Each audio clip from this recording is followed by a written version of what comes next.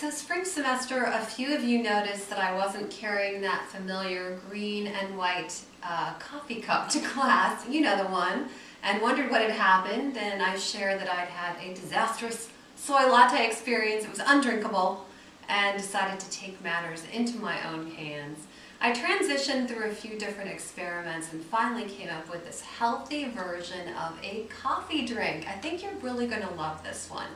Now the base is a banana, believe it or not. So enough with those frozen drinks and you have no idea what's in the drink. This is very healthy, a frozen banana, and I just freeze them whole and then cut them into slices. And if you don't have a real powerful blender, you can leave them out for 10 minutes, 20 minutes, and then they'll blend up easily.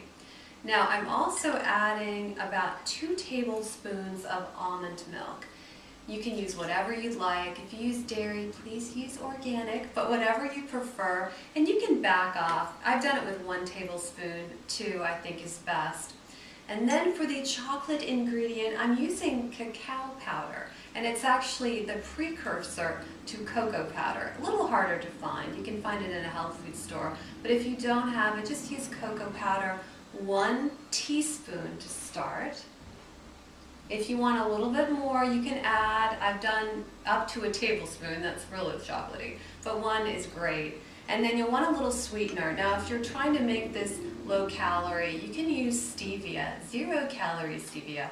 I'm using honey, I love the taste of honey. You can also use agave if you have that around, whatever you prefer.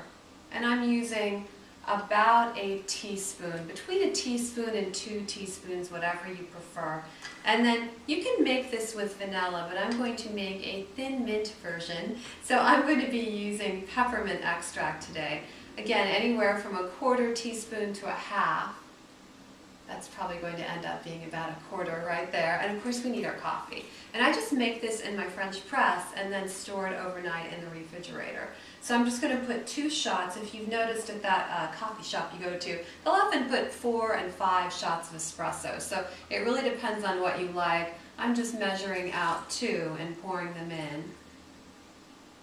And this is really a great trick to make cold coffee drinks in the summer. Just make it in your French press and then keep that in the refrigerator. You're all ready to go. Because sometimes if you make it fresh, you'll melt your ingredients. So my little tip for the day. So we're going to start on low and then turn it up. Now I have a Vitamix, my latest toy.